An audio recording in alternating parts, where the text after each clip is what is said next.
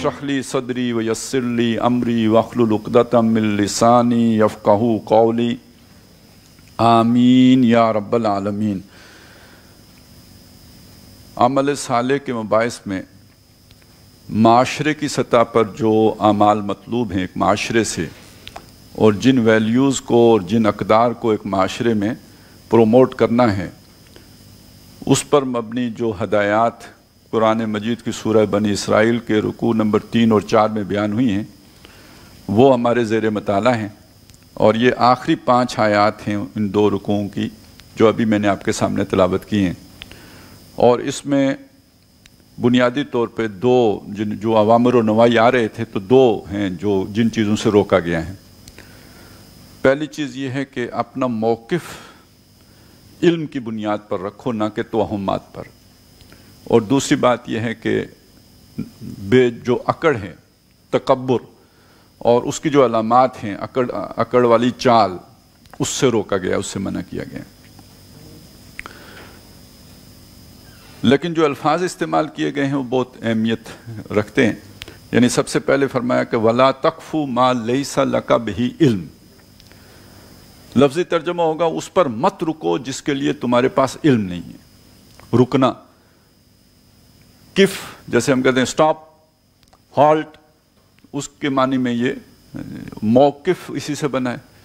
जो एक आदमी है उसका जो जिसे हम स्टांस कहते हैं, यानी उसका एक जो ज़हनी मौक़िफ़ है। तो गोया इसको यूँ समझ लें, एक मसला आपके सामने आया है, कोई भी इशू है, तो उस पर आपका दिमाग चल रहा है, यानी उस पर सोचो विचार जारी। अभी आपने कोई मौक़िफ़ बनाया नहीं, सोच चल रही है। जहां आपका दिमाग जाके रुक गया तो गोया वो आपका मौक़िफ़ हो गया, वहां आपका दिमाग ठहर गया है। अब आपने उसको तस्लीम कर लिया उस बात को। ये यूं पूरा माना इसका ये बनेगा। ये आदमी को रुकने के लिए नहीं कहा गया, वला तक़फ़ु, तुम ना रुको का मतलब नहीं है, यानी तुम्हारी सोच ना रुके, तुम्हारा ज़हन ना रुके। फिर इसलिए हम उसका फिर तर्जुमा, तुम्हारा मौक़िफ़ जो है वो इस बात पर नहीं होना चाहिए जिसके लिए तुम्हारे पास इल्म ना हो। अच्छा, इल्म ना हो यानी मुस्तनद इल्म ना हो। एक इल्म आपको किसी ने कोई ख़बर दे दी, लेकिन क्या मालूम वो ख़बर जो है वो मुस्तनद है या नहीं है।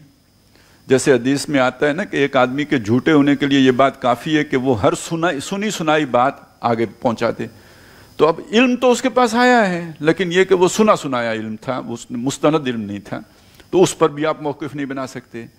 नंबर 2 ये कि आदमी का दिमाग है जब चलता है तो बहुत से अंदाज़े लगाते हैं, बहुत से ज़न्न और तख़मीन होते हैं। और आम तौर पे हमने देखा है कि लोग अपने ज़न्न और गमान ही को इल्म समझ लेते हैं, उसी पर अपना मौक़िफ़ बना लेते हैं। एक कोई आदमी जो है, कोई डेड बॉडी मिली, तो अब उसके बाद क़यास के घोड़े दौड़ेंगे। कोई कहेगा कत्ल किया गया, कोई कहेगा जनाब शराब पी थी तो बेहोश होकर गिर के मर गया, कोई कहेगा एक्सीडेंट हुआ। ये सब अंदाज़ों की बातें हैं। अब इससे अगले अंदाजे ये भी लगाने शुरू हो जाएंगे लोग कि इसको कत्ल किसने किया, कौन इसका दुश्मन था, किसकी इससे दुश्मनी थी। इसमें से कोई बात भी इल्म की बुनियाद पर नहीं हो, सब क़यासी बातें हैं, अंदाज़ों की बातें हैं। अच्छा, इससे आगे चलें। ये तो मैंने आपको एक यानी वो मिसाल दे दी है जो हमारे साथ पेश आता है। चोरी हो गई, उस पर भी अब वो जो लोग करते हैं जाके वो नाखूनों पे कोई हिसाब लगाते हैं और आमिल के पास जाते हैं। ये कोई इल्म नहीं है, ये सब तीर तुक्के हैं, अंदाजे हैं, ये तवहुम परस्ती है, वहम। एक वहम है आप। अच्छा, वहम भी बड़ी बीमारी है। वहम जिस आदमी को लायक होता है वो उस पर यकीन रखता है, उसे वैसा ही नजर आने से लगता है। यानी इस हद तक ये बीमारी इंसान के ऊपर तारी हो जाती है कि जैसा उसका वहम होता है वैसा ही उसको दिखाई भी देने लगता है। वो सारी चीज़ें उसी के साथ जो है वो सिंक्रोनाइज हो जाती है, उसी तरतीब में उसके सामने आ रही होती हैं। तो उसका तो यकीन बन गया होता है उसके ऊपर। तो लेकिन उसकी कोई, जिसे कहते हैं ना, जो मुस्तनद आपके पास बात नहीं है। एक वहम से शुरू हुआ और वो बढ़ता बढ़ता बढ़ता एक तूमार बन गया। अब इससे आगे है, आपको जिन्नात ने खबरें ला के दी हैं। जो हमारे माशरे में हो रहा है वो मैं आपको बता रहा हूँ। जिन्नात से खबरें मिल गई हैं और वो कोई पीर पंजर साहब है, उन्होंने पेशनगोई की है कि अगले 4 दिनों में जो है मार्शल लॉ लगने वाला है। तो अब कौन से जिन्नात ने उनके कान में फूंका है हमें तो नहीं पता। तो यानी ये भी कोई यकीन करने की बातें नहीं है। इसीलिए कहा गया कि जिसने किसी नजूमी की बात पर यकीन किया उसने उस चीज़ का इनकार किया जो मैं लेके आया हूँ। मोहम्मद रसूलुल्लाह फरमा रहे हैं, यानी वही का उसने इनकार किया है। تو یہ جو اس طرح کی یہ یعنی لوگ جو بھی ذہن سازی کرنے والے لوگ ہوتے ہیں، معاشرے میں افواہ سازی کرنے والے لوگ ہوتے ہیں، رائے عامہ ہموار کرنے والے ادارے ہوتے ہیں جو ایک خاص رخ پہ بیانیہ ترتیب دینا چاہتے ہیں، تو یہ ساری باتیں سنی سنائی ان پہ اور جو ہے نا وہ لگا کے، اور خاص طور پر آج کے میڈیا کے اعتبار سے یہ چیز بولتے ہیں میں کہ ایک واقعہ ہوتا ہے اور اس کے بعد وہ کسی نہ کسی گروہ سے منسوب کر دیا جاتا ہے، اس کی کوئی ہمارے پاس وہ جو ہے نا ثبوت نہیں ہوتا ہے، لیکن پوری قوم وہی کہنا شروع کر دیتی ہے کہ جو میڈیا کے جادوگروں نے اس کے کان میں پھونکا ہوتے ہیں۔ اب تو ہم کہاں پہنچ گئے نا، اب تو مطلب اعلیٰ ترین عہدوں پر فائز لوگ توہم پرستی کا شکار ہیں، وہ جنات اور پتہ نہیں کیا اور پیر اور فقیر اور وہ یعنی رابطے فلانا اور روحانیت، یہ ساری چیزیں وہ ہیں کہ جو در حقیقت سب کی سب توہم پرستی میں آتی ہیں۔ وہ چیزیں تو اب ختم ہو گئی جو پہلے معاشروں میں تھیں کہ جی وہ زلزلہ کیوں آتا ہے، زلزلہ اس لیے آتا ہے کہ وہ ایک بیل نے جو ہے زمین سینگوں پہ ایک سینگ پہ اٹھائی ہوتی ہے، جب اس کا وہ سینگ تھک جاتا ہے تو وہ اسے شفٹ کرتا ہے جب دوسرے سینگ پہ، تو ارتعاش پیدا ہوتا ہے، زلزلہ آ جاتے ہیں۔ اب یہ دیکھیں نا، یہ کسی کا مشاہدہ تو نہیں تھا، یہ ایک اندازے پر مبنی کسی کے کوئی کہیں رات کسی نے خواب میں دیکھا، تو ہمارے ہاں تو سارے مطلب پوری شریعت بھی خواب پہ چل رہی ہوتی ہے۔ یہ مدرسہ کیوں بنایا؟ خواب پہ بنایا۔ یہ دین کا کام کیوں شروع کیا؟ خواب دیکھا تھا۔ تو یہ سارا جو خواب دیکھا تھا، اچھا یہ آپ نے یہ اتنا بڑا فساد کیوں کھڑا کر دیا؟ مبشرات ہیں۔ تو یہ ساری چیزیں وہ ہیں جو آپ کا کوئی حقیقی علم نہیں ہے، یہ مبشرات آپ کو رحمان نے دیے ہیں یا شیطان نے دیے ہیں، اس کا فیصلہ کون کرے گا؟ یہ خواب میں جو کچھ آپ کو نظر آیا یہ محفوظ ہے، یہ کیسے ثابت ہوگا؟ تو یہاں تو یعنی ایک طرف اللہ کی کتاب موجود ہے کہ دین کا کام کرنے کی ترتیب کیا ہے، آپ نے اس کو ایک طرف رکھ دیا۔ مجھے خواب میں یہ ترتیب آئی ہے، میں یہ لے کے چلوں گا۔ یہ موقف آپ نے جو بنا لیا، یہ محض ایک اپنے خواب کی بنیاد پر بنا لیا، تو یہ علم کے مقابلے میں ہے نا۔ علم تو یہ وہی ہے، اور علم دوسرا علم وہ ہے جو آپ کان سے جو ہے وہ سنیں، آنکھ سے دیکھیں، یا جو آپ کے حواس خمسہ کی گرفت میں آئے، تو دوسرا علم وہ ہے۔ ان دو میں سے ایک بھی نہ ہو تو وہ علم نہیں ہے، وہ ایک اندازہ ہے، وہ ایک وہم ہے، وہ ایک خیال ہے، وہ ایک غیر مستند بات ہے۔ تو گویا مسلمانوں کو اس بات سے روکا گیا ہے کہ ایک مسلم معاشرے کے اندر ان چیزوں کی کوئی اہمیت نہیں ہونی چاہیے۔ کسی نے خواب دیکھا، اس کی ذات کے لیے وہ خواب ہے، اس کی بنیاد پر وہ آ کے ہمارے اوپر دھونس نہ جمائے کہ میں نے خواب میں یہ دیکھا ہے اس لیے میں یہ کام کر رہا ہوں۔ ہمیں وہ دلیل دے کہ میں یہ کام کر رہا ہوں تو قرآن و سنت میں اس کا یہ جواز ہے۔ آپ کا خواب آپ کے لیے ہے، یا آپ کا خواب ہمارے لیے نہیں ہے۔ آپ نے استخارہ کیا ہے، آپ کا استخارہ آپ کے لیے ہے، وہ آپ کا استخارہ دوسروں کے لیے نہیں ہے۔ تو ہر آدمی نے اپنے علم کی بنیاد، اپنے موقف کی بنیاد، اپنی سوچ کی بنیاد، اپنے سٹانس کی بنیاد علم پر رکھنی ہے۔ یہ ہے جو بات۔ اور جب ایک معاشرے کے اندر یہ قدر رواج پا جائے تو تمام جو اس طرح کی افواہ سازیاں ہوتی ہیں، جھوٹے بیانیہ سازیاں ہوتی ہیں، اس سب کی جڑ کٹ جاتی ہیں۔ پھر بندہ تحقیق کرتا ہے، جی آپ یہ بات کہہ رہے ہیں تو کس بنیاد پہ کہہ رہے ہیں؟ آپ یہ الزام فلانے پہ دھر رہے ہیں تو بھئی یہ ٹھیک ہے، یہاں پہ دھماکہ تو ہوا ہے، لیکن آپ کہتے ہیں فلانے نے کیا ہے، تو اس کا کیا ثبوت ہے کہ فلانے ہی نہیں کیا؟ ہو سکتا ہے آپ نے خود کیا ہو، اس کو بدنام کرنے کے لیے اس کے ذمہ لگا دیا ہو۔ تو ایسا نہیں ہوتا کیا؟ دنیا میں لوگ ایسا نہیں کرتے؟ تو ایک مسلمان کو اس اعتبار سے یہ چوکنا ہونا چاہیے۔ یہ نہیں کہ بھئی وہ چونکہ میڈیا پہ بات آ گئی ہے تو جبریل علیہ السلام میڈیا پہ ہوتے ہیں، نہیں، جبریل علیہ السلام نہیں ہوتے، یہاں شیطان مردود لعین علیہ ما علیہ وہ ہوتے ہیں، یہاں کوئی علیہ السلام نہیں ہوتے۔ تو اس لیے ان باتوں کو بڑے اچھی طرح سے سمجھنے کی ضرورت ہے۔ پھر اس کا نتیجہ کیا نکلتا ہے، یہ ہے اہم بات۔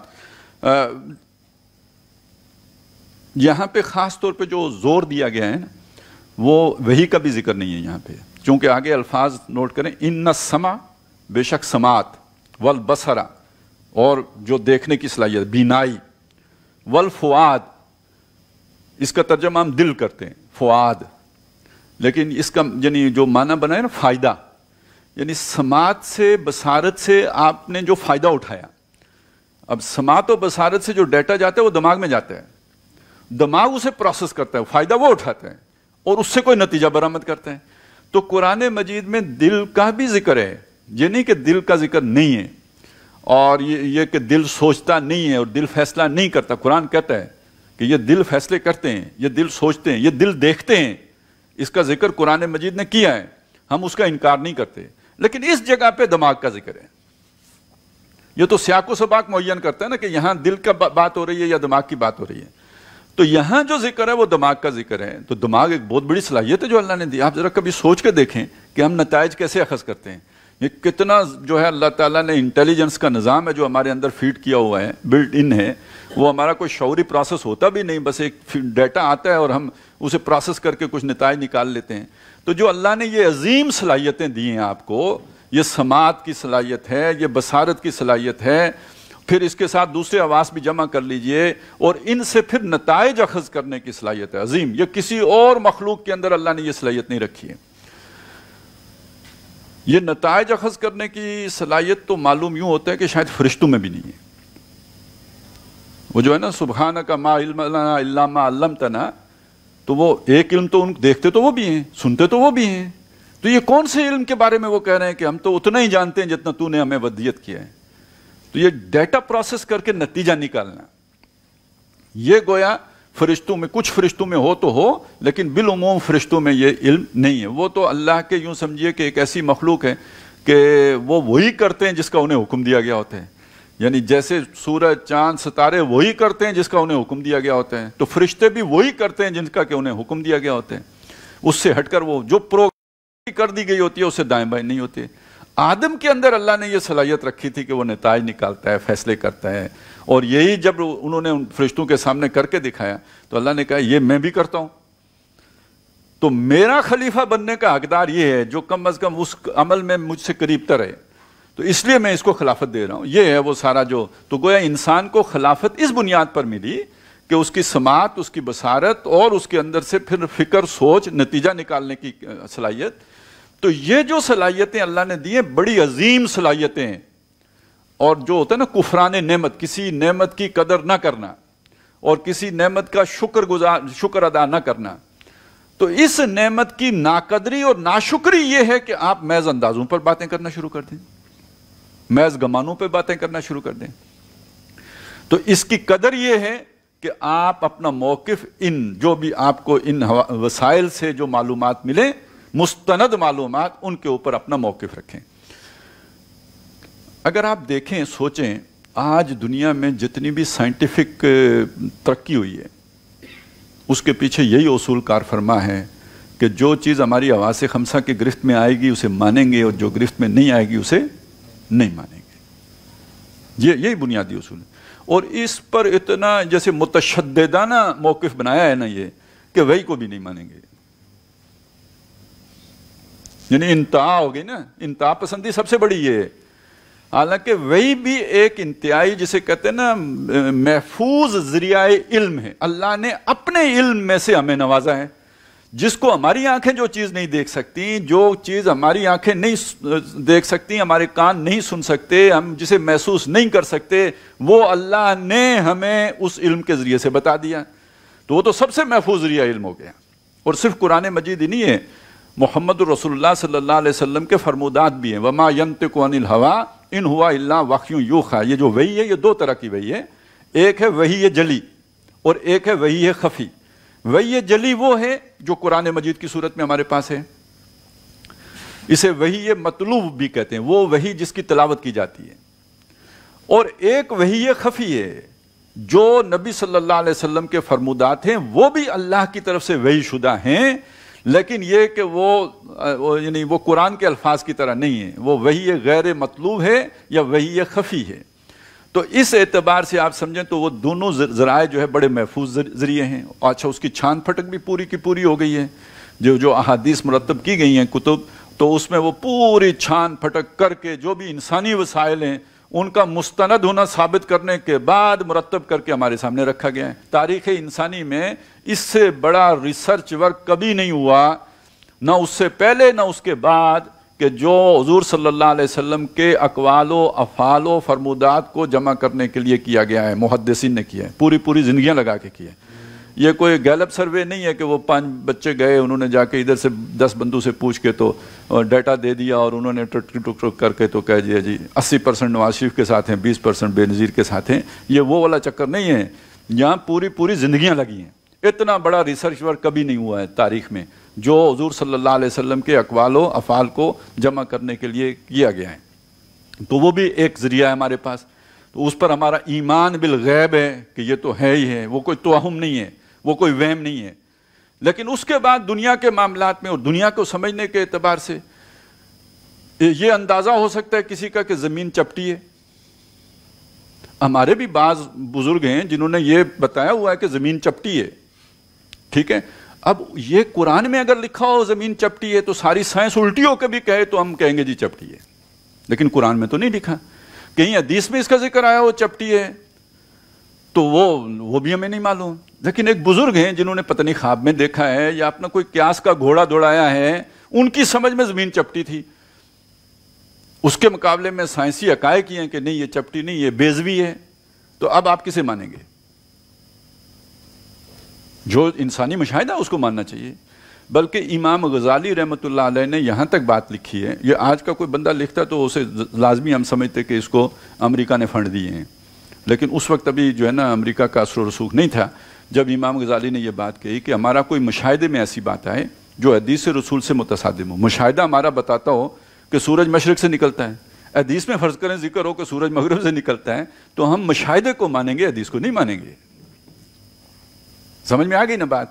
قرآن مجید میں تو ایسا کچھ ہوگا ہی نہیں نا کہ جو آپ کے مشاہدے کے برعکس ہو. اس کو ڈاکٹر رفیع الدین نے بھی لکھا ہے، اس سے پہلے مورس بکائے نے بھی یہ بات کہی تھی کہ یہ جو کائنات ہے نا یہ اللہ نے یہ بنائی ہے اور قرآن مجید اللہ کا کلام ہے.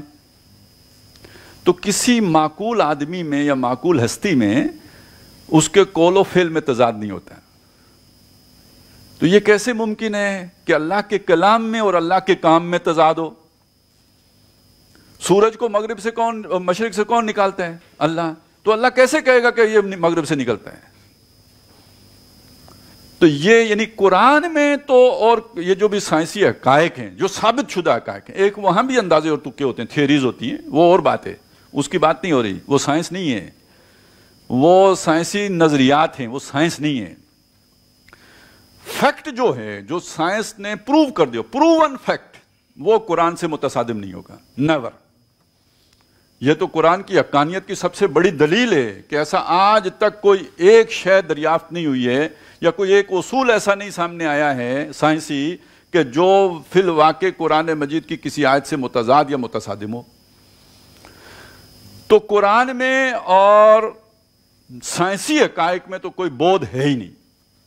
حدیث میں بھی وہ نہیں ہوگا، لیکن بالفرض اگر ہو تو وہ ہم سمجھیں گے کہ کوئی کسی، اصل میں یہ بھی سمجھ لیجئے کہ یہ ہمارا ماننا یہ ہے قرآن لفظاً محفوظ ہے، حدیث جو ہے وہ مانن محفوظ ہے، لفظاً محفوظ نہیں ہے. تو جو حضور صلی اللہ علیہ وسلم کے کلمات ہوں وہ شاید کچھ اور ہوں، اب وہ رپورٹ کچھ اور ہو گئے، اس کی وجہ سے وہ ابہام پیدا ہو گیا، تو ہم سمجھیں گے کہ راوی کو رپورٹ کرنے میں کوئی جو ہے وہ مسئلہ پیش آ گیا. اس وقت کی سمجھ چونکہ نہیں تھی لہذا وہ اس طرح کا جھول ہو سکتے ہیں، امکان ہے اس بات کا.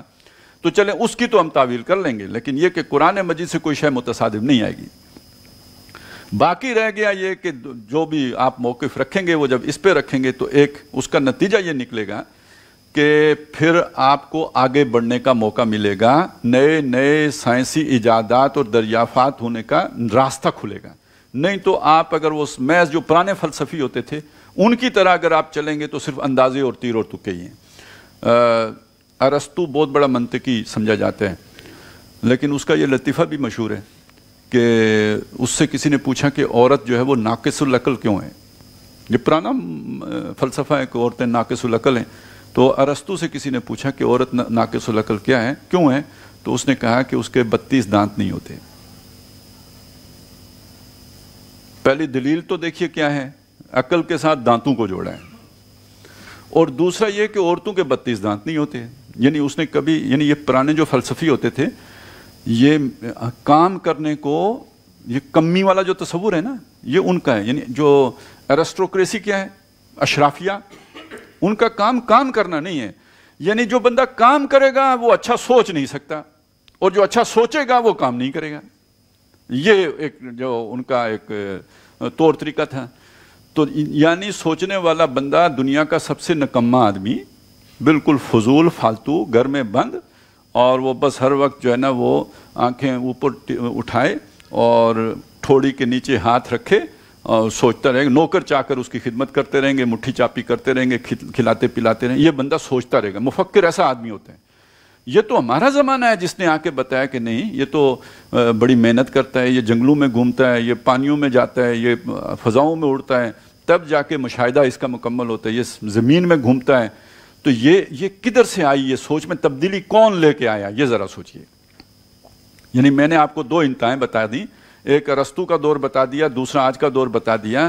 تو یہ شفٹ کہاں سے ہوا ہے؟ یہ وہ پرانے طریقے سے نکل کے اس نئے طریقے میں داخل کس نے کیا؟ ہمارا دعویٰ یہ ہے کہ نو انسانی کو یہ نیا طریقہ سکھانے والی کتاب قرآن مجید ہے. اور یہ وہ بات ہے وَلَا تَقْفُ مَا لَيْسَ لَكَ بِهِ علم. اس سے پہلے آپ کو یہ چیز کہیں نہیں ملے گی. اور یہ کہ یہ اللہ کے نبی ہیں صلی اللہ علیہ وسلم جنہوں نے نو انسانی کو اس روشنی سے روشناس کرایا ہے، اور پھر اس روشنی سے پھر چیزیں آگے بڑھی ہیں. آج کل آپ یہ ایسی باتیں سنتے ہیں نا کہ جو جتنی بھی کوئی ایجادات ہیں کہیں نہ کہیں پیچھے جا کے مسلم سائنٹسٹ کے ساتھ اس کا تعلق جوڑا جاتا ہے. تو وہ اسی لیے جوڑا جاتا ہے نا کہ اس سے پہلے تو یہ چیزیں تھیں ہی نہیں. بلکہ یہ جو سائنس کی بنیاد ہے یہ بھی سمجھ لیجئے، لاجک دو طرح کی ہوتی ہے. لاجک سے ہم اصل میں وہ بھی ہمارا جو یہ پروسیس ہے نا نتیجہ نکالنے کا، تو یہ جس کا میں نے ابھی ذکر کیا کہ ہمیں ڈیٹا ملتا ہے تو پھر ہم نتیجہ نکالتے ہیں، تو وہ جو پروسیس ہے نا سمجھ لیں وہ لاجک ہے. تو وہ پروسیس دو طرح کا ہوتا ہے. وہ دو طرح کا پروسیس اس طرح ہوتا ہے کہ ہمیں ایک اصول معلوم ہے اور اس اصول سے ہم جزیات اخذ کرتے ہیں، نکالتے ہیں، استخراج کرتے ہیں اس اصول سے. تو اس کو کہتے ہیں استخراجی منطق. یعنی وہ پروسیس یہاں پہ ڈیڈکٹیو پروسیس ہوتا ہے، یعنی آپ اس سے نتائج اخذ کر رہے ہوتے ہیں، نکال رہے ہوتے ہیں. ایک پروسیس ریورس ہے بالکل اس سے، دماغ کا پروسیس. وہ یہ ہے کہ جزیات سے کلیات بنانا. جزیات سے کلیات کیسے بنتے ہیں؟ کہ آپ نے اپنے برتن میں پانی کو دیکھا تو اس کو چاروں کونوں سے اس نے اپنی سطح ہموار رکھی ہوئی تھی. آپ نے اپنی ٹینکی میں پانی کی ٹینکی میں دیکھا تو وہاں بھی وہ اونچا نیچا نہیں تھا، بالکل برابر تھا. آپ نے دریا میں پانی کو دیکھا تو وہاں بھی وہ سطح برقرار رکھے ہوئے ہیں. تو جب آپ نے 5-6 جگہوں پہ پانی کا اس طرح مشاہدہ کیا، اب یہ جزوی مشاہدہ، آپ نے ساری دنیا کا پانی نہیں دیکھا ہے، آپ نے ایک اصول وضع کر لیا کہ پانی سطح ہموار رکھتا ہے. تو یہ جو اصول آپ نے بنایا یہ کس چیز سے بنایا؟ جزیات کے مشاہدے سے آپ نے کلیہ اخذ کیا ہے. اس پروسیس کو کہتے ہیں انڈکٹیو پروسیس یا انڈکٹیو لاجک. استقراء، یہ قرآن کا لفظ اسی مادے سے بنا ہے، یعنی جہاں چیزیں جمع ہو جاتی ہیں. تو آپ نے اجزاء کو جمع کر کے ایک اصول بنا لیا. اب آپ مجھے بتائیں کہ سائنٹیفک طور طریقہ کون سا ہے؟ یہ انڈکٹیو لاجک جو ہے. تو دنیا میں انڈکٹیو لاجک سب سے پہلے انٹروڈیوس ہی قرآن مجید نے کرائی ہے، اس سے پہلے نہیں تھی. پروسیس تھا ان نون تھا، یعنی انسان غیر شعوری طور پر یہ پروسیس کر لیتا تھا، لیکن یہ کہ اس کو باقاعدہ شعور کی سطح پر قرآن مجید لے کے آئے ہیں. اور اس کو کیسے، یعنی آپ اگر قرآن سے دیکھیں نا تو قرآن نے کیسے کہا؟ اللہ کے وجود کے اس بات کے لیے قرآن نے اسی لاجک کو استعمال کیا ہے. افلا ينظرون الى الابل كيف خلقت والى السماء كيف رفعت والى الجبال كيف نصبت والى الارض كيف سطحت. یہ مختلف چیزیں، اس کے پیچھے اصول تلاش کرو. اس کو بچھایا کس نے، اس کو اٹھایا کس نے، اس کو کھڑا کس نے کیا، تو کوئی پیچھے آپ کو نظر آئے گا. کوئی خالق ہونا چاہیے، کوئی ہستی ہونی چاہیے. تو یہ ثبوت ہے کسی کے وجود کا. یعنی اللہ تعالیٰ کے اس بات کے لیے قرآن مجید نے استخراجی منطق نہیں استعمال کیے، اس سے ہو بھی نہیں سکتا تھا. تو وہ تو اتنی بڑی حقیقت ہے تو وہ اس کا استخراج کہاں سے ہوگا؟ ٹھیک ہے نا، وہ تو ہو نہیں سکتا. اس کے لیے جو کیا گیا ہے وہ یہ کہ یہ جزئیے سے جوڑ کر کسی بڑے نتیجے تک پہنچانے والا جو پروسیس ہے اس کو جو ہے وہ سٹارٹ کیا گیا ہے. اور یوں چل کے پھر انسان جب آگے بڑھا ہے، اچھا جو اللہ سے جڑنے کا جو نتیجہ نکلتا ہے تو اس کا ایک نتیجہ یہ ہے کہ پھر آپ پر نئے حقائق منکشف ہوئے. یعنی اس پروسیس میں جانے سے پھر انسان آگے بڑھا ہے. تو پہلے مسلمان بڑھے، پھر مسلمان سو گئے یا سلا دیے گئے. اصل میں یہ قرآن مجید صرف ایک ہی رخ پر تو تربیت نہیں کرتا ہے نا، یہ معاشرے کے اندر بھی انقلاب لے کے آنا چاہتے ہیں۔ مسلمانوں نے جب وہ نظام قائم کر لیا جو ظالمانہ تھا، جابرانہ تھا، تو قرآن مجید اس سے متصادم تھا۔ قرآن وہ افراد تیار کرتا ہے کہ جو بغاوت کرتے ہیں ظلم کے خلاف، تو یہ مسلمان بادشاہوں کو سوٹ نہیں کرتا تھا کہ قرآن مجید کی تعلیمات مسلمانوں کے اندر عام ہوں، لہٰذا نکال تو سکتے نہیں تھے قرآن کو، تو انہوں نے کہا سورہ یاسین پڑھو بندہ مر جاتا ہے، سورہ مزمل پڑھو رزق ملتا ہے، سورہ ملک پڑھو قبر میں جو ہے عذاب نہیں ہوتا ہے، اے ہی لگے رہو، سوچنے کی ضرورت نہیں ہے، اس پہ غور کرنے کے۔ آج بھی آپ اس روایت کو اگر لے کے چلیں گے، یہ آیت پڑھنے سے اتنے 1000 سال کے گناہ معاف ہو جاتے ہیں، یہ آیت پڑھنے سے بابے بھی بخشے جاتے ہیں، یہ آیت پڑھنے سے جن قابو آ جاتے ہیں، بس ان چکروں میں ڈال دو ان کو۔ عامل یہ آیت پڑھتے رہو تو حل خود چل پڑتا ہے، یعنی آپ پہلے تو ٹریکٹر نہیں تھے نا، انجن سے نہیں چلتے، جنات چلاتے تھے، تو یہ عمل قرآن یہ ہوتا تھا، یہ آیت پڑھو آپ کا مکان جن تعمیر کر کے چلے جائیں گے، تو ان چکروں میں لوگوں کو ڈال دیا، اس کے فہم اور سمجھ سے دور کر دیا۔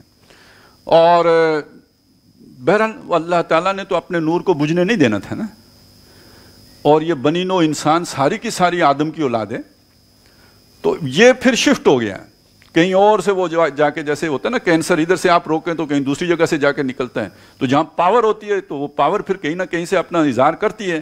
تو اللہ نے انسانوں کے اندر یہ جو بیج ڈالا تھا، جب مسلمانوں نے اس کے پنپنے کا راستہ بند کر دیا، تو پھر اس کا جا کے آغاز جو ہے وہ رینائنسنس موومنٹ کے ذریعے سے مغرب سے ہوا۔ یہ ان کا ذاتی، وہ تو اندھیرے میں تھے، ڈارک ایجز میں تھے، وہاں بھی روشنی کی یہ کرن جو ہے یہ محمد الرسول اللہ صلی اللہ علیہ وسلم ہی کی ہے جو وہاں پہ پہنچی ہے، انڈائریکٹلی پہنچی ہے، ان کو ادراک نہیں کہ ہمارے پاس کہاں سے آئی ہے، لیکن یہ کہ گئی یہیں سے۔ اور یہ چیز ہم مسلمانوں میں سے اگر کسی نے سمجھی ہے یا دیکھی ہے یا جسے بیان کیا ہے پھر دھڑلے سے، تو وہ علامہ اقبال ہیں۔ علامہ اقبال نے ایک طرف یہ بات مانی ہے کہ یہ جو مغربی تہذیب ہے اس کا جو انر کور ہے یہ قرآنی ہے، اور یہ ان کی سوچ کا بیلنس ہے، کیونکہ ہمارے ہاں جو یہ مانے تو وہ پھر پورے کو جوں کا توں قبول کر لے گا، وہ کہے گا یہ تو قرآن ہے سارا، اس نے تو پھر ناچ گانے کو بھی قرآن ثابت کرنا ہے، اور اس ساری بے حیائی کو جو وہاں سے چلی آ رہی ہے اس کو بھی کہنا ہے کہ چونکہ انر کور قرآنی ہے لہذا چلے گا۔ لہذا ساتھ ہی انہوں نے یہ بات بھی کہی کہ اس میں کوئی شبہ نہیں کہ اس کا جو ڈیزلنگ ایکسٹیریئر ہے، نظر کو خیرہ کرتی ہے چمک تہذیب حاضر کی، یہ صنائی مگر جھوٹے نگوں کی رضا کاری ہے۔ یہ ہوتی ہے ایک بیلنس اپروچ کہ جو اس کا خیر ہے اس کو بھی آپ دیکھ لیں، جو اس میں شر ہے اس کو بھی پہچان لیں، یہ نہیں کہ کانے دجال کی طرح ایک ہی طرف ہو جائیں، اگر خیر سمجھائے تو کل خیر سمجھ لیا اور شر سمجھائے تو کل شر سمجھ لیا۔ ہمارا پرابلم یہ ہے کہ ہم اسے یا تو کل خیر مان کے اس کے وہ جو ہے وہ اسیر ہو جاتے ہیں، یا اسے کل شر قرار دے کے بالکل رد کر دیتے ہیں، جبکہ بیلنس بات کیا ہو، مسلمان کی بات ایسی ہونی چاہیے، اسے ظلم کسی بھی طرف نہیں کرنا چاہیے، اسے معتدل بات سامنے رکھنی چاہیے، اور معتدل بات یہی ہے کہ اس کا انر کور قرآنی ہے۔ وَلَا تَقْفُ مَا لَيْسَ لَكَ بِهِ عِلْمٌ ان السمع والبصر والفؤاد كل اولئک کان عنہ مسئولا۔ اور اس کا ڈیزلنگ ایکسٹیریئر جو ہے وہ بالکل شیطانی ہے۔ اور کیوں ہے کہ جب آپ کے مشاہدہ، جو آپ کی آبزرویشنز ہیں، جو آپ نے دنیا میں دیکھا ہے، جب اس سے آپ فلسفیانہ نظریات اخذ کریں گے اور معاشرے کے لیے رہنمائی اخذ کریں گے، تو اس کو لازم ہے کہ جیسے ہوتا ہے نا وہ ضرب دینا پڑتا ہے، بریکٹ سے کسی چیز کو باہر نکالیں تو جو باہر ویلیو موجود ہے اس سے ضرب دے کے ہی نکالیں گے نا، اس کے بغیر تو نہیں نکالیں گے۔ تو انسان کی یہ ساری صلاحیتیں جس بریکٹ کے اندر ہیں اس کے باہر قرآن ہے۔ تو جب آپ کسی فلسفیانہ نظریے پہ جائیں گے ان سائنسی نظریات کے ساتھ، یا آپ کسی تمدنی مسئلے کا کوئی حل نکالیں گے، کوئی سیاسی مسئلے کا حل نکالیں گے، یا معاشی مسئلے کا حل نکالیں گے، تو اسے قرآن سے ضرب دے کے نکالیں گے، تو تب آپ کا جو ہے خارجی جو وجود بنے گا وہ بھی ہدایت کے تابع بنے گا۔ جب آپ وہاں قرآن کو بائی پاس کر دیں گے تو پھر اس کے اندر زہر شیطان شامل کر دے گا۔ تو وہ وہاں پہ جو زہر ناکی اس کے خارج میں شامل ہوئی ہے کہ جب انہوں نے معاشرتی نظام بنایا سائنسی اصولوں پر اور انسان کو حیوان سمجھا۔ دیکھیں نا اصل مسئلہ تو یہ بنا نا کہ انسان کو حیوان سمجھ لیا، روح نہیں نظر آ سکتی تھی، روح سائنس یعنی انسان کی اس بصارت سے روح نہیں دیکھی جا سکتی، اس سماعت سے روح کی آواز نہیں ٹکرا سکتی، کان نہیں سن سکتے، انسان کے مشاہدے میں انسانی روح نہیں آ سکتی. یہ قرآن بتائے گا کہ وَنَفَخْتُ فِيهِ مِن رُوحِي، اس میں میں نے روح بھی ڈالی ہے.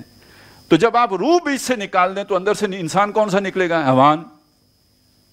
بھئی یہ انسان، اس کے حیوان ہونے میں کیا شبہ ہے جو اس کا حیوانی وجود ہے؟ صرف ایوالڈ حیوان ہے، اس کی عقل ذرا محدود ہے تو اس کی عقل بہت جو ہے وہ آگے نکلی ہوئی ہے. باقی تو یہ اس میں اور حیوان میں کوئی فرق نہیں ہے، ساری وہی چیزیں. ہمارے ہاں وہ جو بھی بحث ہوتی ہے جی بندر والی اور فلانے، بندر سے زیادہ تو گندا عمل وہ ہے جس سے اب ہم پیدا ہو رہے ہیں. وہ کون سا کوئی صاف ستھرا اور پاک اور طیب اور طریقہ ہے؟ اور وہ جو جرثومہ ہوتا ہے جو جا کے قرار پکڑتا ہے، وہ کیڑا ہی نہیں ہوتا.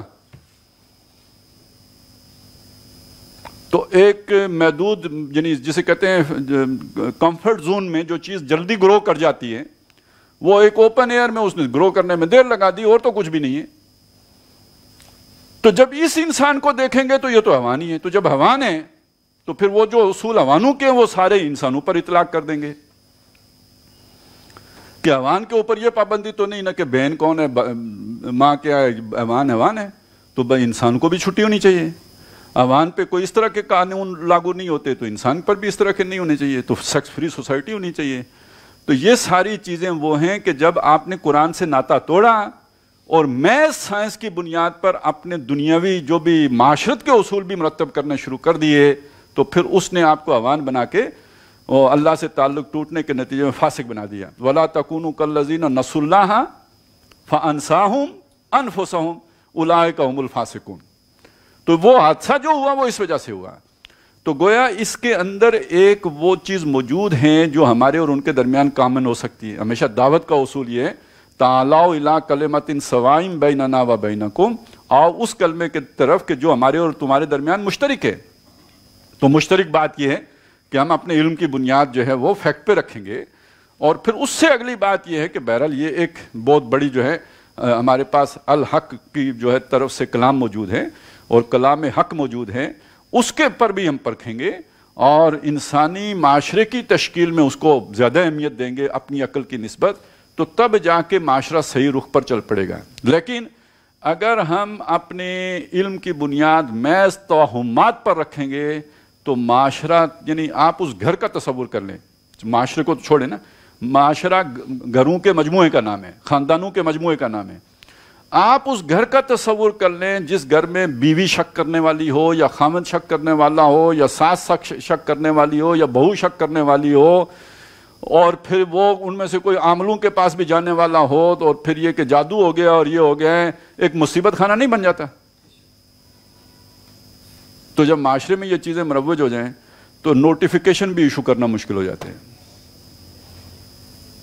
کیا پیر صاحب بتائیں گے کہ کون سی تاریخ کو ایشو کرنا ہے؟ باقی ملک اگر جام ہو جاتا ہے تو ہو جائے، پوری دنیا رک جاتی ہے تو رک جائے، ہم نے تو پیر صاحب کے بتانے پہ نوٹیفیکیشن ایشو کرنا ہے. تو وَلَا تَقْفُ مَا لَيْسَ لَكَ بِهِ عِلْمٌ إِنَّ السَّمْعَ وَالْبَصَرَ وَالْفُؤَادَ كُلُّ أُولَٰئِكَ كَانَ عَنْهُ مَسْئُولًا. ان کے بارے میں سوال ہوگا. کل اولئک، یہ جو اللہ نے صلاحیتیں دی ہیں، آنکھیں دی ہیں، کان دیے ہیں، سوچنے کی صلاحیت دی ہے، سمجھنے کی صلاحیت دی ہے، پوچھا جائے گا کہ ان نعمتوں سے استفادہ کیا یا تیر تکے ہی چلاتے رہے یا اندازوں ہی پہ باتیں کرتے رہے. وَلَا تَمْشِ فِي الْأَرْضِ مَرَحًا، اور زمین پر اترا کرنا چلو. یہ اترا کر چلنا جسے ہم اکڑ کے چلنا کہتے ہیں، یہ تکبر کی علامت ہے. ایک آدمی جو اپنے آپ کو باقیوں سے ممتاز سمجھتا ہے، چوزن ون، اور باقیوں کو وہ سمجھتا ہے کہ یہ امیین ہیں یا یہ کہ یہ جنٹائل ہیں یا یہ کہ یہ گوئمز ہیں یا بلڈی سویلین ہیں. اس طرح کی سوچ جب کسی میں آ جاتی ہے تو اس کے اندر پھر دوسروں کے مقابلے میں اپنے آپ کو بڑا دیکھنے کا ایک خبت اس کے سوال، یعنی یہ تو پھر اسے پوری طرح اپنے شکنجے میں لے لیتا ہے. سوچ ہی انسان کی بالکل اور ہو جاتی ہے اور اس میں وہ یعنی یہی سمجھتا ہے کہ میں اسپیشل بندہ ہوں. یہ جو برہمن والی سوچ ہوتی ہے. اب برہمن جو ہے وہ یعنی باقیوں کو تو انسان نہیں سمجھتے. یہودیوں کا مسئلہ قرآن مجید نے بیان کیا ہے کہ یہ باقیوں کو انسان نہیں سمجھتے. تو جب آپ باقیوں کو انسان نہیں سمجھتے تو باقیوں کو کیا سمجھتے ہیں؟ ڈھور ڈھنگر سمجھتے ہیں نا. اور اس کا نتیجہ پتہ ہے کیا نکلتا ہے؟ مثلاً ہمارے گھر میں بیل ہے. بیل ہم نے کیوں رکھا ہوا ہے؟ ہم اسے ہل میں جوتتے ہیں، اس لیے رکھا ہوا ہے، بیل رکھا ہوا ہے۔ تو کام محنت کس نے کیا، زور کس نے لگایا؟ بیل نے۔ گندم کون کھائے گا؟ ہم کھائیں گے، اسے تو چارہ ڈالیں گے نا، بوس، گندم ہم کھائیں گے۔ تو اس کا مطلب بیل اللہ نے میری خدمت کے لیے پیدا کیا نا، هو الذی خلق لکم ما فی الارض جمیعا۔ جب آپ انسانوں میں سے کسی کو آپ برابر نہیں سمجھیں گے تو اس کا مطلب ہے آپ یہ سمجھیں گے کہ باقی سارے انسان میری خدمت کے لیے پیدا کیے گئے، میں ان سے جس طرح چاہوں کام لوں۔ لیس علینا فی الامیین سبیل، ان امیوں کے بارے میں اللہ مجھ سے نہیں پوچھے گا کہ تم نے ان پر ظلم کیوں کیا ہے۔ اچھا بیل ہے تو بیل کو میں جب چاہوں بیچ دوں، نہیں بیچ سکتا۔ تو جس کے دل میں یہ خناس ہو کہ یہ میری رعایا ہے، وہ بیچ بھی دے گا۔ ہم حیران ہوتے ہیں کہ بیچا تو چلیں، بیچا چھپا کے بیچنا تھا، بعد میں کتاب میں کیوں لکھ دیا؟ وہ تو سمجھتے ہیں اللہ نے مجھے اس ملک کا حکمران بنایا ہے تو میرا رائٹ ہے جس کو چاہوں بیچوں۔ جب دماغ خراب ہو، جب شیطان مسلط ہو تو پھر یوں ہی آپ بندہ سوچتا ہے۔ تو میں چوزن ون ہوں نا، مجھے اللہ نے اتنی 22 کروڑ میں سے اٹھا کے یہاں پہ پہنچا دیا ہے، تو اس کو مطلب میں لاڈلا، میں چہیتا، میں جو ہے وہ پیارا دلارا، اور باقی یہ جو ہے وہ کیڑے مکوڑے، تو یہ بیچنے کا حق رکھتا ہوں، 2-4 کو پھڑکانے کا بھی حق رکھتا ہوں، وہاں سے بھی ہٹ کرنے کا حق رکھتا ہوں جہاں سے انہیں پتہ نہ لگے۔ اب کیڑوں کو بتانے کی ضرورت ہے کہ میں آپ کو کدھر سے ہٹ کروں گا؟ تو پھر سوچیں یہاں تک پہنچتی ہیں۔ تو یہ تکبر، آپ نے یہ باتیں سنی ہے نا کہ یہ اللہ کے کندھے کی چادر ہے۔ جو شخص تکبر اختیار کرتا ہے وہ اللہ کے کندھے کی چادر کھینچتا ہے، یعنی یہ انسلٹ کرنا کسی کی، اس زمانے میں یہی تھا نا، کندھے کی چادر عزت کی علامت ہے۔ کسی نے وہ آپ کی چادر اگر پکڑ لی، کھینچ لی، تو اس کا مطلب اس نے آپ کو ذلیل کر دیا۔ یہ گویا اللہ کے ساتھ مقابلہ کرنے والی بات ہے۔ چوزن اللہ ہے، یا پھر جس کو اس نے چن لیا، رسول ہیں اس کے بعد جس کو اللہ نے جو ذمہ داری دی ہے اس پر مکلف ہے، رسپانسبل ہے، اس سے پوچھ ہوگی۔ یہ اس کی رعایا نہیں ہے اس معنی میں کہ جیسے آپ کے بیل اور بکریاں ہیں، ان کے بارے میں اس سے پوچھا جائے گا۔ کلکم رائن وکلکم مسئول عن رعیتہ۔ ان کے ساتھ جو چاہو سلوک کرو، ایسا مسئلہ نہیں ہے۔ ان کی نسبت تمہارا امتحان بڑا ہے، تم کو بڑے امتحان میں ڈالا گیا ہے کہ اتنے لوگوں کی ذمہ داری تمہارے اوپر آ گئی ہے۔ تو جن کو پتا تھا تو وہ تو جب خلیفہ تھے تو کہتے کاش میں گھاس کا تنکا ہوتا، کاش میں درختوں پہ چہچانے والی چڑیا ہوتا۔ جنہیں پتا تھا رسپانسبلٹی کا کہ ہے کیا، جن کے جسم میں ذرا ضعف ہوا تو اللہ سے فریاد کی، اللہ اب یہ ذمہ داری اٹھانے کے قابل میں نہیں رہا ہوں، مجھے دنیا سے اٹھا لے۔ یہ حضرت عمر کا واقعہ نا، حج سے واپسی پہ، کہ جب انہیں لگا میں اب اتنی بھاگ دوڑ نہیں کر سکتا، عمر کا اب اس حصے میں آؤں، تو خود یعنی وہ ذمہ داری محسوس کر رہے ہیں۔ اور اگر یہ سوچ نہیں ہے، یہ رعایا ہے، اور وہ گھمنڈ اور تکبر ہے انسان کے اندر کہ میں باقیوں کی نسبت بڑا ہوں، تو پھر اس کا نتیجہ یہ نکلے گا کہ جائے بھاڑ میں رعایا نا، بکری جب چاہوں ذبح کروں، جب چاہوں بیچوں، جب چاہوں کھاؤں، جب چاہوں اسے کچھ دوں یا نہ دوں۔ تو یہ سوچ میں اتنا بڑا فرق آ جاتا ہے، اور یہ تکبر اتنا بڑا جرم ہے۔ اور جس معاشرے میں یہ تقسیم وجود میں آ جائے انسانوں کے درمیان، مستکبرین اور مستضعفین، کچھ لوگ اپنے آپ کو بڑا بنا لیں اور کچھ لوگ جو ہے بالکل نیچے دبے رہ جائیں، ان کے نیچے پسے ہوئے ہوں، سوسائٹی 2 طبقات میں تقسیم کر دی جائے، جو فرعون نے کیا تھا۔ سورہ قصص کے شروع میں فرعون کا جو سب سے بڑا جرم بیان کیا گیا کہ اللہ کے بندوں کو اس نے 2 حصوں میں تقسیم کر دیا تھا، ایک مستکبرین کا طبقہ تھا اور دوسرا مستضعفین کا طبقہ تھا۔ تو اللہ نے چاہا کہ اپنے بندوں پر احسان کرے، تو اس نے موسیٰ علیہ السلام کی والدہ کو کہا کہ جس کو دودھ پلاتی رہے، یہاں تک کہ جب خطرہ ہو تو اس کو تابوت میں ڈال کے سپرد دریا پاک کی ساری کہانی آپ کو معلوم ہے۔ یہ تقسیم انسانوں کے درمیان، یہ ظلم روا رکھنا، اسپیشل رائٹس دینا کچھ لوگوں کو، اور کچھ کو بلند و بالا کر دینا اور کچھ کو پست و زیریں کر دینا، یہ تکبر کی سب سے بڑی علامت ہے، سب سے بڑی علامت۔ 2 طرح کے قوانین بنا دینا، ایک کلاس کے لیے قانون اور ہے، ضابطہ اور ہے، طور طریقے اور ہیں، پروٹوکول اور ہے، دوسری کلاس کے لیے ضابطہ، قانون، پروٹوکول اور ہیں۔ یہ اللہ کی مخلوق میں یہ تقسیم کرنا، یہ تکبر کی سب سے بڑی علامت ہے۔ تو یہ علامتیں تو معاشرے میں پھر جو تباہی لے کے آتی ہے۔ اس لیے نا، ویسے اگر یہ کوئی انفرادی فعل ہوتا، میں اکڑ کے چلتا، صرف چلنے ہی سے اس کا تعلق ہوتا، اس سے آپ کو کیا مسئلہ ہوتا؟ صرف اتنا ہی ہوتا کہ ہو سکتا ہے آپ ذرا جلدی سے جا رہے ہوتے تو آپ کو رکنا پڑتا کہ بھئی یہ ایک اکڑ خان جا رہا ہے، اس کو گزر لینے دیں۔ لیکن یہ صرف اتنا سا مسئلہ نہیں ہے، یہ پورے نظام کو پھر خراب کر دینے والا مسئلہ ہے۔ لہٰذا اس کی اصلاح ضروری سمجھی گئی کہ وَلَا تَمْشِ فِي الْأَرْضِ مَرَحًا، زمین پر اکڑ کرنا چلو، اِنَّكَ لَن، اچھا بڑا پیارا انداز ہے جو یہاں اختیار کیا گیا، اِنَّكَ لَن تَخْرِقَ الْأَرْضَ وَلَن تَبْلُغَ الْجِبَالَ طُولًا۔ اچھا یہ جو اکڑی ہوئی چال ہوتی ہے، اس کے جو اظہار ہوتے ہیں وہ دو ہی طریقے سے ہو سکتے ہیں۔ ایک ہوتا ہے بندے کی گردن اکڑی ہوئی ہو، وہ جسے ہم کہتے ہیں اس کی گردن میں سریا ہے، تو مطلب یہ اکڑے ہوئے بندے کی گردن لازمی اکڑتی ہے۔ اور دوسرا ذرا وہ پاؤں ذرا زور سے زمین پہ مارتا ہے نا، وہ اکڑ خان ہے۔ پتہ نہیں آپ کے ہوا ہوگا نہیں، اصل میں ہمارے تو پہاڑی گھر ہوتے ہیں نا، تو وہ اوپر سے ذرا ان پہ مرغیاں شرگیاں بھی چڑھ جاتی ہیں۔ پنجاب میں تو گھروں کے اوپر مرغی کا چڑھنا ممکن نہیں ہوتا ہے، تو ہمارے ہاں ایک بات مشہور ہے، جب مرغا جوان ہوتا ہے تو وہ مکان کے درمیان نہیں چلتا، کہ وہ سمجھتا ہے کڑی ٹوٹ جائے گی، ہاں وہ ذرا سائڈ پہ جو دیواروں کے اوپر چلتا ہے۔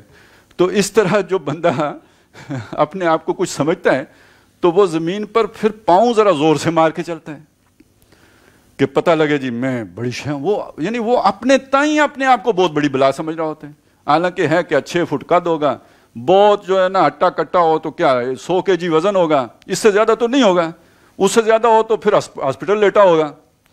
تو یہی اس کا کچھ کل اس کا جو اثاثہ ہے۔ اب اللہ کی اس زمین کے اوپر وہ اکڑ کے یوں چل رہا ہوتا ہے کہ جیسے زمین کو پھاڑ دے گا۔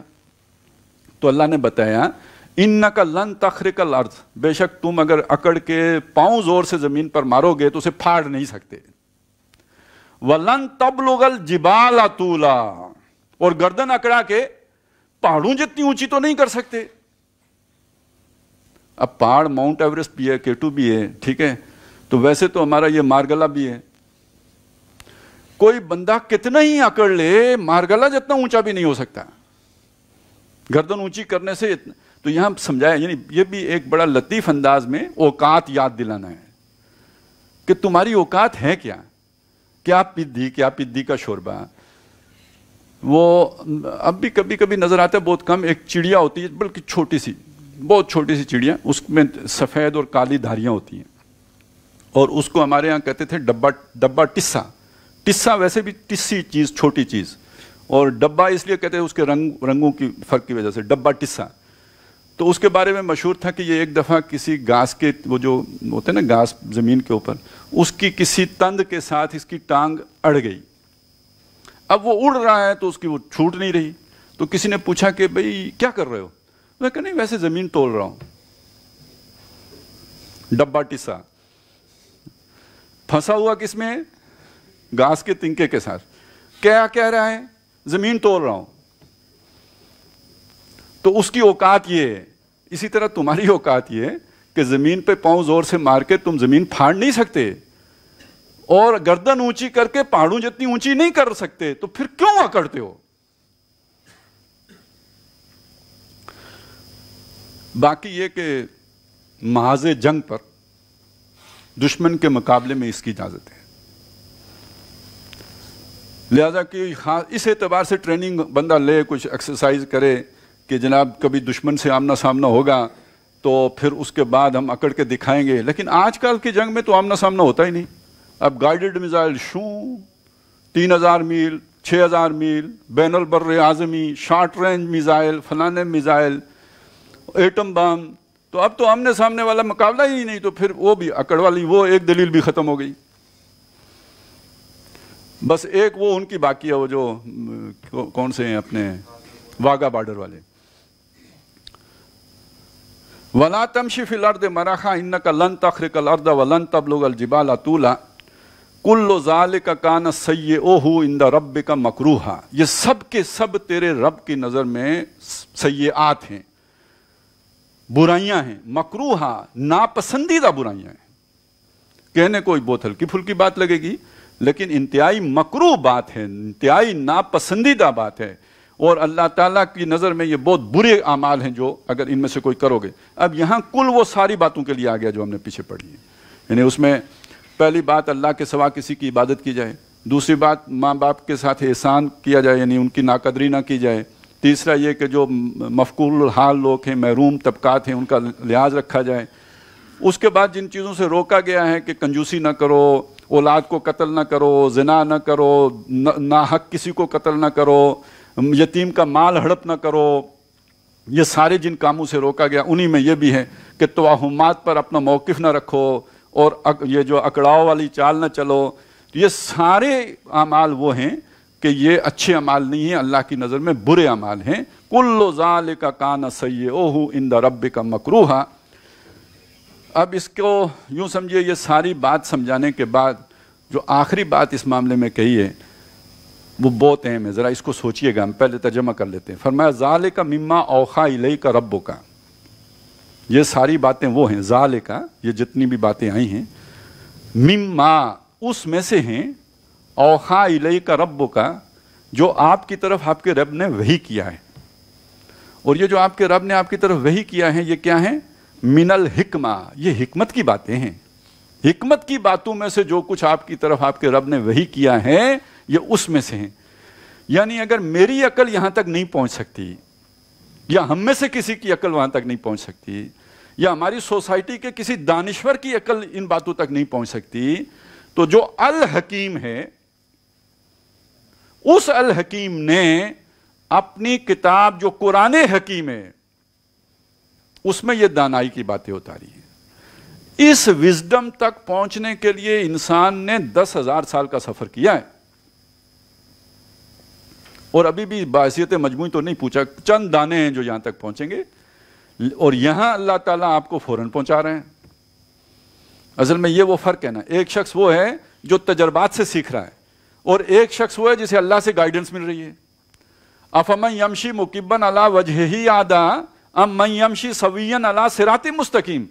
ذرا سوچو زیادہ ہدایت پر کون ہے، کہ وہ جو ٹھوکریں کھا کھا کے سیکھ رہا ہے وہ، یا یہ کہ جو سینہ تان کر اپنے رب کی گائیڈنس پر سیدھا چل رہا ہے وہ زیادہ ہدایت پر ہے؟ تو یہ چیزیں جو قرآن مجید میں اللہ نے جن چیزوں سے آپ کو روکا ہے اور جن کے کرنے کا حکم دیا ہے، یہ اللہ کی حکمت کے موتی ہیں جو محمد رسول اللہ کی توسط سے صلی اللہ علیہ وسلم ہم تک پہنچے۔ ان کو تو دانتوں سے پکڑو، یا یحییٰ خذ الکتاب بقوہ، اور بنی اسرائیل سے بھی عہد لیا تو یہ کہ ہم نے تم وَإِذْ أَخَذْنَا مِيثَاقَكُمْ وَرَفَعْنَا فَوْقَكُمُ الطُّورَ خُذُوا مَا آتَيْنَاكُمْ بِقُوَّةٍ۔ اور یہی بات ہمارے لیے اللہ کے نبی صلی اللہ علیہ وسلم نے فرمائی کہ قرآن اور میری جو سنت ہے اس کو دانتوں سے عضوا علیہا بالنواجذ۔ تو یہ مضبوط پکڑنے والی چیزیں ہیں، اس پہ اندھا اعتماد کیے۔ یہ نجومی کی باتیں نہیں ہیں، یہ نجومی کی باتیں نہیں ہیں، یہ اندازوں کی باتیں نہیں ہیں، یہ توقعات توہمات پر مبنی باتیں نہیں ہیں، یہ حقیقی باتیں ہیں اور مبنی بر حکمت ہیں۔ واللہ یعلم وانتم لا تعلمون، اللہ جانتا ہے اور تم نہیں جانتے، لہذا ان کو تو اپنا اثاثہ سمجھ کے دونوں ہاتھوں سے پکڑ لو۔ ذالک مما اوحی الیک ربک من الحکمہ ولا تجعل مع اللہ الہا آخر، اور اللہ کے ساتھ کسی اور کو الہ نہ بناؤ، دوسرا معبود اختیار نہ کرو۔ یہ جو دوسرا معبود بنانا ہے، ایک تصور آج دنیا میں ہے کہ کسی معبود کو اختیار ہی نہ کرو، یعنی آج تقریباً ہم سمجھ سکتے ہیں کہ لادینیت سے آگے بات جا چکی ہے۔ لادینیت تو پہلے بھی تھی، اب لا مذہبیت بھی ہے، اور ایک طرح کی گاڈ لیس سوسائٹی ہے۔ یعنی ایک پہلے کہ چلے کوئی اللہ کو نہیں مانتا تھا، کسی بھگوان کو تو مانتا تھا، اللہ کو نہیں مانتا تھا، کسی بڑے چھوٹے گاڈز اینڈ گاڈیزز کے ساتھ ساتھ کسی گاڈ کو بھی تو مانتا تھا۔ اب جو دنیا میں ماحول بنا ہے انٹیلیجنشیا کی لیول پر، تو گویا نہ کسی چھوٹے جی والے کو تو نہ کسی بڑے جی والے کو تو نہ اللہ کو تو نہ بھگوان کو کوئی ماننے والا نہیں ہے۔ تو یہ اس کے ساتھ تو کوئی الہ ہے ہی نہیں۔ دنیا میں جو شرک رہا ہے وہ کیا رہا ہے؟ اللہ کو مان کر اس کے ساتھ اوروں کو ماننا۔ تو شرک کا امکان وہیں پہ ہے جہاں پہ اللہ کو مانا جاتا ہے. جو اللہ کو مانتے ہی نہیں وہ تو دیریے ہیں, وہ تو ایتھیسٹ ہیں, وہ وہاں پہ شرک نہیں ہوگا. شرک تو ہوتا ہے نا کسی یعنی اللہ کے ساتھ کسی اور کو شریک کرنا. تو جو اللہ ہی کو نہیں مانتا وہ اس کے ساتھ شریک کسی اور کو کیا کرے گا؟ ہاں, اللہ کے مقابلے میں کسی اور سے محبت ضرور کرے گا. وَمِنَ النَّاسِ مَن يَتَّخِذُ مِن دُونِ اللَّهِ أَندَادًا يُحِبُّونَهُمْ كَحُبِّ اللَّهِ. یہاں پہ معاملہ یہ کہ اللہ کو مان کر اس کے ساتھ کسی اور کو بھی ماننا. تو اس کا زیادہ امکان کن لوگوں میں ہوگا؟ جو اللہ کو مانتے ہیں. تو ان سے کہا گیا کہ اللہ کے ساتھ کسی اور معبود کو اختیار نہ کرو. اس کا مطلب کیا ہوگا؟ میں اللہ کو مانتا ہوں, اس کے ماننے پر میں اس کے حکم پر عمل کرتے ہوئے نماز پڑھتا ہوں, اللہ کی مان لی. اس کے بعد میں جب بازار جاتا ہوں تو بازار کا بھی کوئی رواج ہوتا ہے نا, آخر وہاں بھی کاروبار کے کوئی طور طریقے ہوتے ہیں. وہاں اگر وہ کوئی طور طریقہ اللہ کے حکم سے ٹکراتا ہو, اللہ کا حکم اور ہو, بازار کا حکم کوئی اور ہو, تو میں اللہ کے حکم کو پیچھے رکھ کر بازار کے طور طریقے پر عمل کرتا ہوں, کیونکہ نفع تو تبھی مل سکتا ہے, اس کے بغیر نفع نہیں ملتا. تو پھر میں نے اللہ کے ساتھ کسی اور کی بھی مان لی یا نہیں مان لی؟ جب میں عدالت جاتا ہوں تو فیصلہ اللہ کے حکم کی بجائے کسی اور کے حکم کے مطابق کرواتا ہوں. آج کے دور کے شرک کو پہچانے نا, تو یہ اللہ کے ساتھ دوسرے الہ کو ماننے والی بات. الہ کا لفظ جو ہے کسی کو حاکم ماننا, الہ صرف معبود ماننا ہی نہیں ہے, پرستش والی بات ہی نہیں ہے اس کے اندر. اس کے اندر وہ باقاعدہ حاکم ماننے والی بات ہے, حکم ماننا کسی کا. قرآن مجید نے اس انداز میں اس کا ذکر کیا ہے. افرائیت من اتخذ الہہ ہواہ. آپ نے اس شخص کو دیکھا کہ جس نے اپنی ہوا کو, اپنی خواہش کو اپنا الہ بنا لیا. اب آپ سوچئے کبھی کسی نے اپنی خواہش کو سجدہ کیا؟ کوئی حمد و ثنا اپنی خواہش کی پڑی ہو؟ ایسا نہیں ہوتا. خواہش پر چلنا گویا خواہش کو الہ بنانا ہے, اس کا حکم ماننا, خواہش پوری کرنا. اسی معنی میں فرعون الہ اور رب تھا. یعنی جو فرعون نے کہا نا انا ربکم الاعلی, تو وہ کس معنی میں کہہ رہا ہے؟ تمہیں میں نے پیدا کیا. مطلب فرعون یہ دعویٰ کرتا کہ تمہیں میں نے پیدا, کوئی مانتا اس کی یہ بات؟ فرعون یہ دعویٰ کرتا آسمان زمین میں نے بنائے, کوئی مانتا؟ تو وہ پاگل تھا یہ دعویٰ کرے. تو کس معنی میں الہ تھا یا رب تھا؟ حکم میرا چلے گا. الیس لی ملک مصر, کیا مصر کی بادشاہی میری نہیں ہے؟ موسیٰ کدھر سے آ گیا؟ یہ موسیٰ علیہ السلام کے مقابلے میں اس نے کہا تھا نا. اللہ کہتا ہے کہ بادشاہی میری ہے آسمانوں اور زمین کی. اب ادھر فرعون کھڑا ہو کے کہہ رہا ہے کہ مصر کی بادشاہی میری ہے. بیچ میں موسیٰ علیہ السلام ہے جو اللہ کی بات کرنے والے ہیں کہ یہ بھئی اللہ کی بادشاہی ہے, تم اس کے نمائندے کی حیثیت سے تو چل سکتے ہو. انہوں نے کہا نہیں, مصر کی بادشاہی میری ہے. اور اس جو ہے وہ کانٹیکس میں وہ یہ بات کہہ رہا ہے انا ربکم الاعلی, میں تمہارا اعلیٰ رب ہوں. اور رب بمانا ماسٹر, آقا, کہ تمہارے اوپر میرا حکم چلے گا, تم میرے غلام ہو, تمہیں میری بات ماننی ہوگی. اتھارٹی میرے پاس ہے آرڈر کرنے کی, مقنن میں ہوں, قانون سازی میں کروں گا, جو میں قانون دوں گا اس پر تمہیں چلنا ہوگا, کسی اور کا قانون میرے ملک میں نہیں چلے گا. تو وہ تو آ کے برابر کھڑا ہو گیا نا اللہ کے. اب جو اس کے قانون کو مان لے گا ادھر جا کے موسیٰ علیہ السلام کے ساتھ نمازیں بھی پڑھ لے گا. اس نے شرک کیا یا نہیں کیا؟ اسی معنی میں قرآن مجید نے یہود کے علماء اور ان کے جو درویش ہیں ان کو رب کہا ہے. اتخذوا اخبارہم و رہبانہم اربابا من دون اللہ. انہوں نے اپنے اخبار کو اور اپنے رہبان کو اللہ کے مقابلے میں رب بنایا ہوا ہے.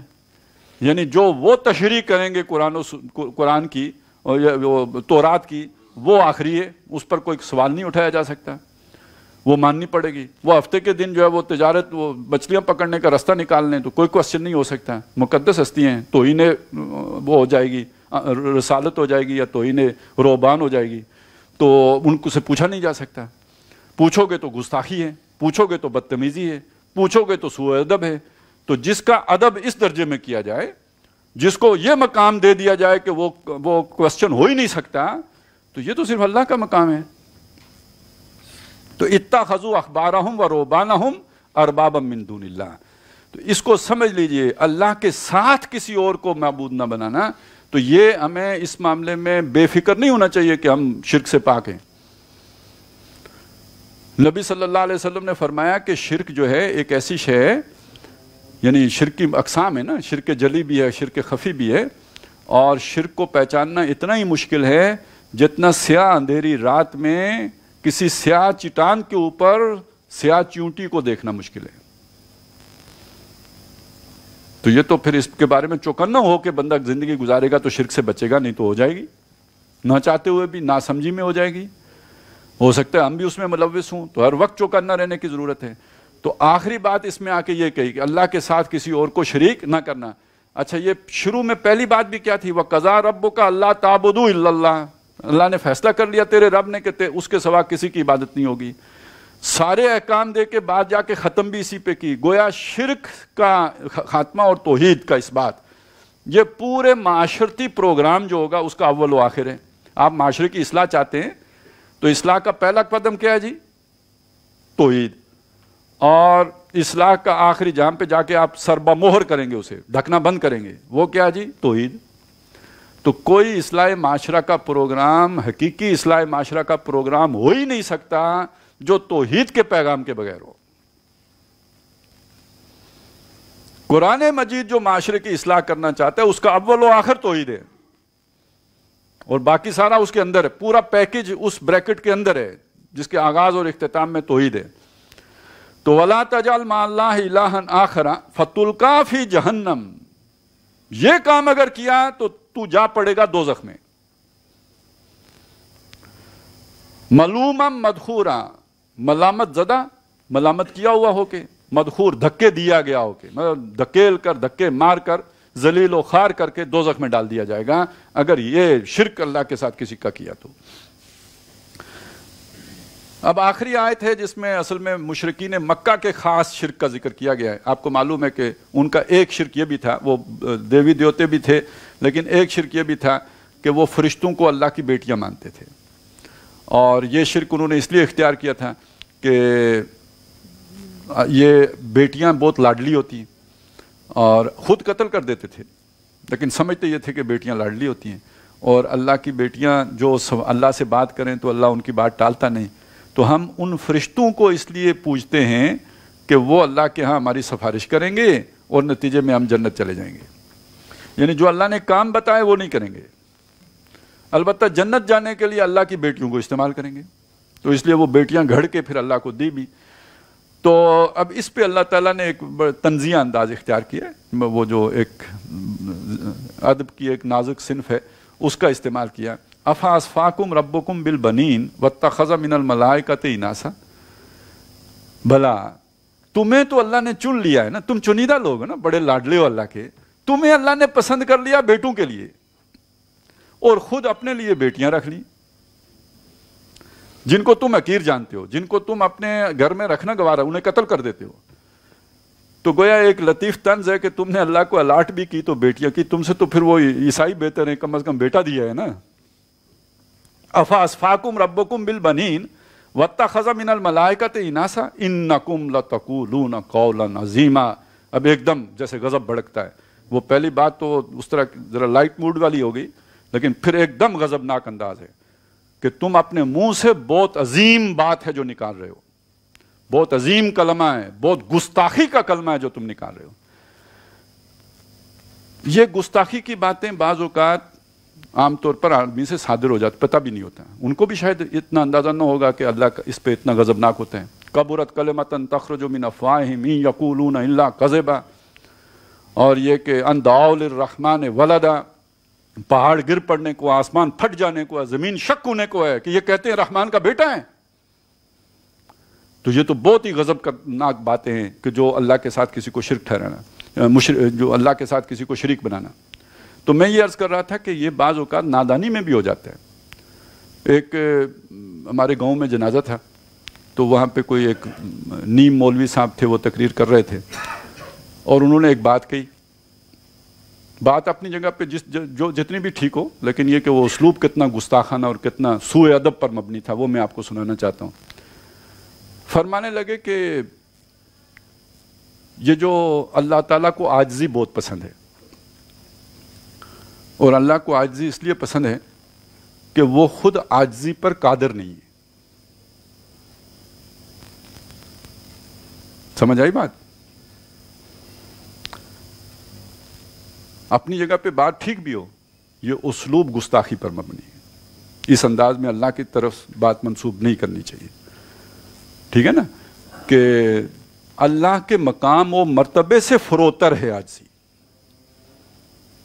وہ جس مقام بلند پر فائز ہے، علوً کبیرہ، سبحانہ و تعالی وہ بلند و بالا ہیں، علو کبیر ہیں. عاجزی اس سے فروتر ہے، اس کے مقام و مرتبے سے کم تر چیز ہے. اس کو یوں کر کے کہنا کہ وہ عاجزی پر قادر نہیں ہے، یہ گستاخی ہے. تو اس طرح گویا بات کو سمجھنا، یعنی جیسے ہم عام زبان میں بھی بات کرتے ہیں نا، والد صاحب کو والد صاحب کہتے ہیں، نہیں تو وہی بات کسی اور انداز میں بھی کہی جا سکتی ہے. تو وہ بات تو اپنی جگہ وہ بھی ٹھیک ہی ہوتی ہے، لیکن اسلوب ٹھیک نہیں ہوتا ہے. وہ بتا رہی ہوتی ہے کہ اس آدمی کی تعلیم کیا ہے، ایجوکیشن کیا ہے، اس کا حقیقت کیا ہے. تو اسی طرح سمجھ لیجئے کہ اللہ کے بارے میں بھی کلام کرتے ہوئے بہت ہی محتاط ہونے کی ضرورت ہوتی ہے. تو یہ بہت بھاری بات ہے جو کسی کے منہ سے نکلی. اچھا، اس سے ہو سکتا ہے کہ یہ روا روی میں ہو جائے، ہو سکتا ہے کوئی نیت کے اندر بھی خرابی ہو. کیونکہ جب آپ یہ کہتے ہیں کہ اللہ تعالیٰ ہر شے پہ قادر ہے، وہ کچھ اور مطلب کچھ جھگڑے کھڑے ہوتے ہیں نا، وہ جو فرقہ واریت ہوتی ہے، تو اس میں یہ چیزیں پھر زیر بحث آتی ہیں. تو وہ کسی کو ٹیز کرنے کے لیے یہ بات کہہ رہے ہوں اپنے کسی دوسرے مقابل فرقے والے کو، تو پھر تو یہ گستاخی دگنی ہو گئی. تو اصل بات یہ ہے کہ اللہ کے بارے میں کلام کرتے ہوئے، سوچتے ہوئے محتاط روی، اور اللہ کا ادب، اللہ کا مقام، اللہ کا مرتبہ وہ پیش نظر رہنا چاہیے. تو انکم لتقولون قولا عظیما، تم بہت بھاری بات ہے جو اپنے منہ سے نکال رہے ہو. بارک اللہ لی ولکم فی القرآن العظیم ونفعنی وإیاکم بالآیات والذکر الحکیم.